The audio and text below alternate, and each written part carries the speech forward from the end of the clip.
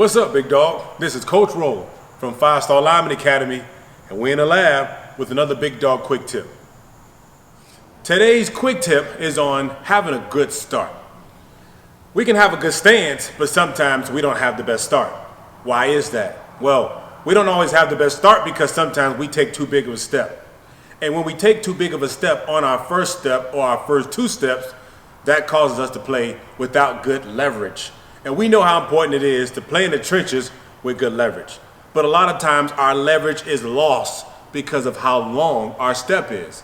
Oftentimes our leverage is lost because of how long our step is. As soon as you take that big step, you've lost your leverage, all right? Your feet have a lot to do with how you play with good leverage. Your feet help you keep leverage, right? There's something that I call 45 drive. Now, when I say 45 drive, I'm speaking to 45 degrees. Your shin angle has to be at a 45 degree so that you can have a great drive. Foot behind the knee at a 45 degree. Keep your foot behind your knee at a 45 degree. And if you're playing with a 45 degree angle, you're gonna have a good drive. So let me explain what I'm saying as to why or how we lose leverage in our start, okay? So this would be a good stance because right now you're seeing this shin angle. Look right here. So right here, you see a nice 45 degree tilt. That's the good shin, that's what we want. The issue is we lose that on the first two steps. Okay, now look at my shin angle. Look at how my shin is directly straight up and down. In this position, I do not have leverage. I just lost my leverage because I just lost my shin angle. All right, coach, then where should my shin angle be? Keep your foot behind the knee at a 45 degree. Keep the foot behind the knee at a 45 degree. This is where we should be. Keep the foot behind the knee at a 45 degree. This is where we should be. This is where we need to be when we come out of our stance, and this determines a great start, all right? Now, how do we keep that? How do we keep playing with the great shin angle? The way that we do that is by taking small power steps. Small power steps. What's really important is when you're playing the game, you have to make sure you keep your depth. So if I am right now, let me use this white line.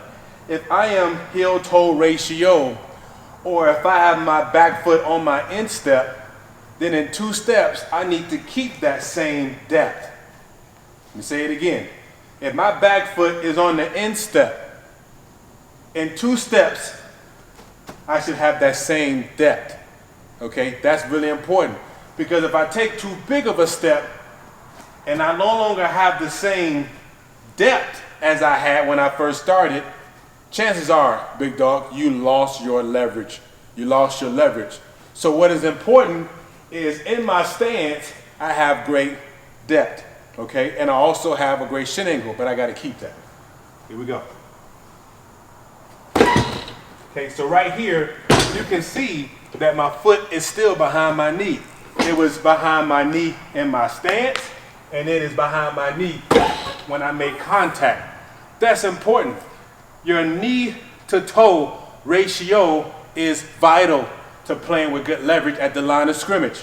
Your knee to toe ratio is vital when it comes to playing with good leverage at the line of scrimmage. The moment you lose that, you lose power. You lose leverage. Losing leverage is losing power. So how do we fix that? How do we make sure we take those power steps, we keep our depth, and play with our foot behind the knee at a 45 degree? Big Dawg, I'm going to show you. Right here I have my rings, okay? These rings are going to tell you, are going to tell me where you're taking your first steps, all right? So you can have a good stance, but a bad start. So right here, what you see is I have my two agility rings. If you can grab you some rings, Big Dawg, these are huge. They're going to be very helpful to making sure you step in the right place. The way you see these rings patterned is that they're pretty much joined together just like that, okay? And they're exactly where my depth should be. Now, I'm not talking about width. I'm talking about depth. heel-toe ratio, or I'm on the instep here. Either way, this is where I should be. Now, right now I am purposely head up in front of this bag just for demonstration. If your defense, once again, is causing you to line up, head up, or an even tech, then this is perfect where my rings are aligned. But watch this. I'm gonna put my hand down right here on this front ring. Now, having my hand down right there is telling me where I need to step. I need to step right there. The issue is that we'll have our hand down here and we will step past our hand. On run, you don't want to step past the hand, you want to step to the hand. Because if you step to your hand, you know where you stepped, which is straight, and you know how big of a step you took, all right? Because you know where your hand is. So if my hand is here, that is where I want to step, right there. And this ring is going to help us step in the right place. First step should be here, right there. So by stepping where my hand was, you see I still have the shin angle that I need because I stepped in the right place. And because I still have this shin angle, I have drive because I'm at 45. Because I'm at 45, I have drive. And my next step is going to be the same. Okay, just like that. That is what we want. We want to make sure that our stance is good, but our step is better. The stance is no good if the step's not in place, because if we don't step in the right place, we're not going to have the right start. So it does start in your stance, but it continues with your step. Make sure you're stepping in the right place. So this is a good drill to do to get your two rings so that these two rings tell your feet exactly where to go. Step to the hand, Big Dawg.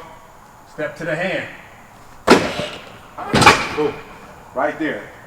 Don't take big steps on run. Don't take big steps on run. You don't have the time, you don't have the space, okay? You just don't have it to take a big step. Everything's happening.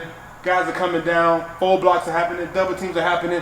You've got to stick your foot in the ground right away because you got to be able to change direction and apply force to whatever's coming at you. You don't want to get caught on one foot. You understand? You've got to put your foot in the ground right now because you don't want to get caught on one foot. Put your feet down and gain ground. Put your feet down and gain ground. I'm going to do two of these. That was wrong. I'm going to do two of these. Two right here. Step to the hand. Step to the hand. Right there. Step right to my hand. One more. Flat back at contact. Step right here. Oh. Just like that, okay? That's the right hand stance. I'm going to show you in the left hand stance. What would I do in the left hand? Okay, remember, make sure you do both sides, okay? Make sure you work both sides. I did my right hand stance. Now I'm doing my left hand stance. So, how should the ring be set up? This first ring, again, is where my down hand should be. So my down hand is going to go in that ring, and I'm stepping to my hand. You got it. Step to your hand on run. If you want to gain ground, put them down. If you want to gain ground, put them down. Hands, feet, feet. Hands, feet, feet. So I'm putting my down hand in this ring right here, and I'm stepping to my hand right there. Good. Right there. So you should see a great 45 drive. You should see my foot behind my knee at a 45 degree. I'm going to give you one more, Big Dawg. One more right here. Step to my hand. On run, step to my hand. And if I want to gain ground, put them down. Put what down? Your feet. Oh, starting to feel good. Actually, let me do that one more time. Put your feet down. Something's coming. Put them down, gain ground. Gain real ground. Gain optimal ground. Gain optimal ground. Gain optimal ground. That's what you want. Gain optimal ground. Powerful. One more time. Step to your hand. Put them down, gain ground. Just like that, okay? That's what you want. So, these rings are going to help you identify where your feet should go. You don't want to go past that ring. You don't want to go past your hand. The moment you do, you just lost leverage to the man. Just lost leverage. Way higher than that guy. He's underneath you. You got no power. It's forcing the peak. Now you're in trouble. Why? Because your feet got you in trouble. It wasn't because you're peeking over the top necessarily. It's because you took a long step. All right? So remember, these rings are going to hold you accountable. If you don't have rings, get cones. Get something. X marks the spot. Get you some tape and mark the grass or mark the turf where your feet need to go. But don't step past your hand, big dog. Make sure you step to that hand. Hands, feet. Replace your hand and put them down so you can gain ground. Keep your shin angle.